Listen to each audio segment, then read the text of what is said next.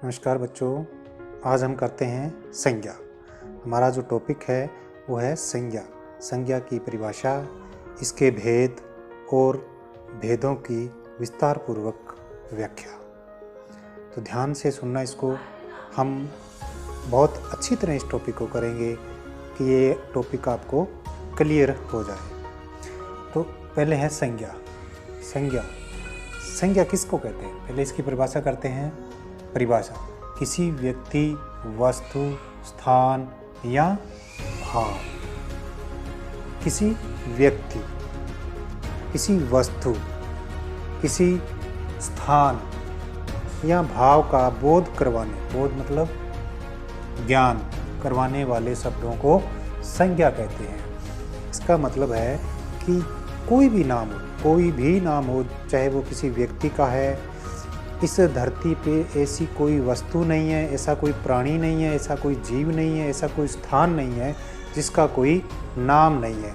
और जिस व्यक्ति का या वस्तु का, प्राणी का नाम होगा वो उसका नाम संज्ञा होगा। उदाहरण के लिए देखते हैं, जैसे राम, ये व्यक्ति का नाम हो गया। आगरा, ये स्थान का नाम हो गया।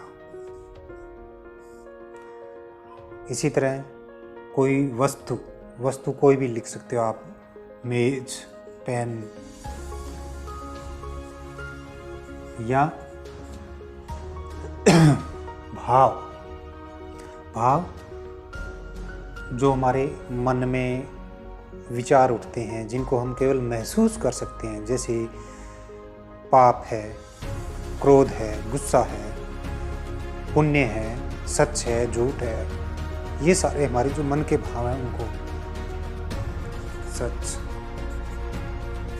सच, पाप आदि, ये दो भाव हैं जो हमारे मन में, हमारे जो विचार हैं, सच है, पाप है, झूठ है, ईमानदारी है, ये सारे मन के भाव हैं। तो ये सारे शब्द क्या हैं? संज्ञा शब्द हैं। अब करेंगे हम संज्ञा के भेद। संज्ञा के 3 भेद होते हैं।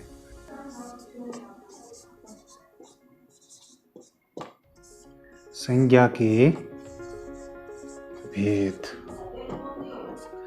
संज्ञा के 3 भेद होते हैं। 3 भेद होते हैं। कौन कौन से होते हैं? पहला है व्यक्तिवाचक संज्ञा,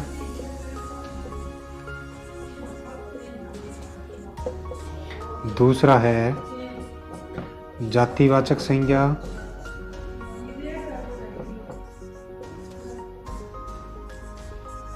और तीसरा है भाववाचक संज्ञा।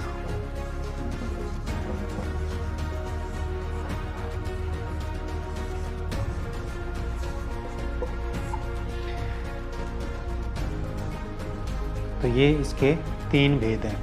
पहला है व्यक्तिवाचक संज्ञा, दूसरा जातिवाचक संज्ञा, तीसरा भाववाचक संज्ञा। अब हम इसको पूरे विस्तार से करेंगे उदाहरण सहित। व्यक्तिवाचक संज्ञा कौन सी है, जातिवाचक संज्ञा कौन सी है, और भाववाचक संज्ञा कौन सी होती है। अब पहला है व्यक्तिवाचक संज्ञा। व्यक्तिवाचक संज्ञा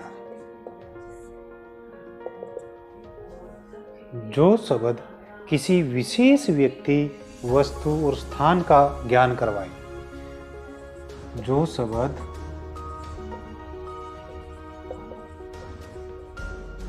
किसी विशेष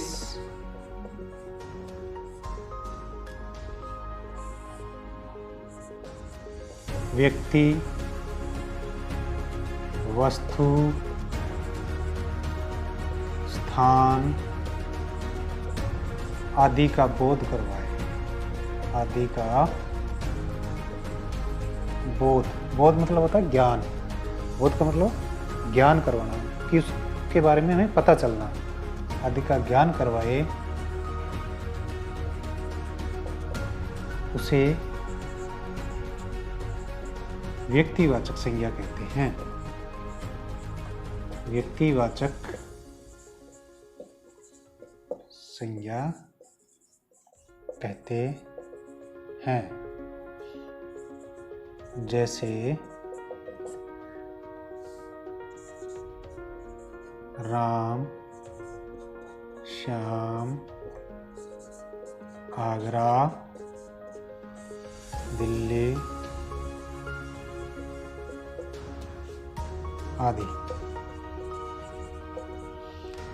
तो ये सारे विशेष व्यक्ति के बारे में बता रहे हैं। आगरा एक विशेष स्थान, एक जगह का नाम है, उसके बारे में बता रहे हैं। तो जो किसी खास व्यक्ति, वस्तु, स्थान आदि के बारे में बताए उसको व्यक्तिवाचक संज्ञा कहते हैं। अब करते हैं दूसरा है जातिवाचक संज्ञा। अब है दूसरा जातिवाचक संज्ञा। जो शब्द किसी संपूर्ण जाति का या संपूर्ण जाति या बिरादरी का समूह का बोध करवाए उसे जातिवाचक संज्ञा कहते हैं।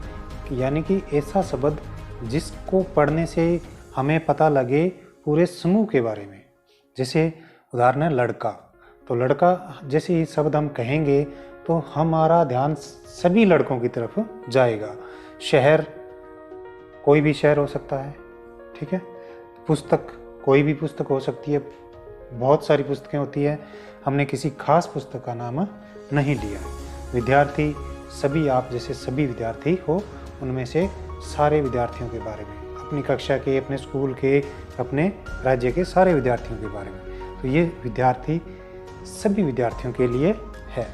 तो जो शब्द हमें किसी संपूर्ण जाति का बोध करवाए उनको जातिवाचक संज्ञा कहते हैं।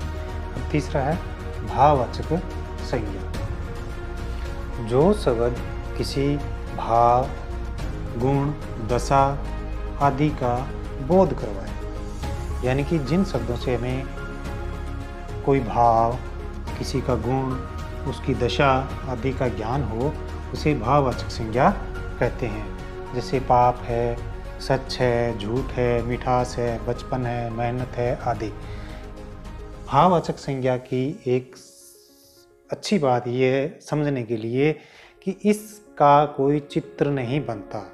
जातिवाचक और व्यक्तिवाचक संज्ञा के जितने भी हम शब्द लिखेंगे उनके हम चित्र बना सकते हैं, लेकिन जो भाववाचक संज्ञा है उनके हम चित्र नहीं बना सकते। ये बात याद रखना, जिस शब्द के चित्र नहीं बन सकता वो शब्द भाववाचक संज्ञा होगा। तो मैं उम्मीद करता हूँ आपको ये संज्ञा अच्छी तरह समझ में आ गई होगी। आप इसे अपनी कॉपी में करना, याद करना। धन्यवाद।